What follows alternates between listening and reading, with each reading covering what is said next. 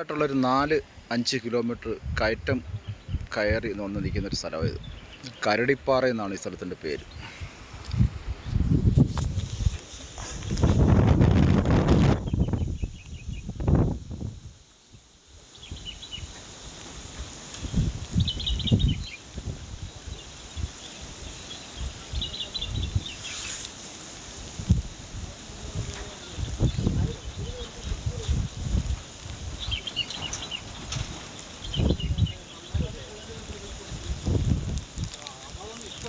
ഇപ്പോൾ വീണ്ടും മഴ തുടങ്ങി. കുറച്ച് നേരം മഴയില്ലായിരുന്നു, മഴ വീണ്ടും തുടങ്ങി.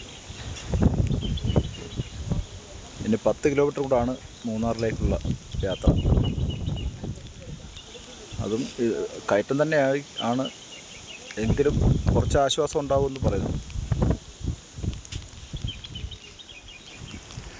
6:30 ആകുമ്പോൾ മൂന്നാർ എത്തുമെന്ന് വിചാരിക്കുന്നു.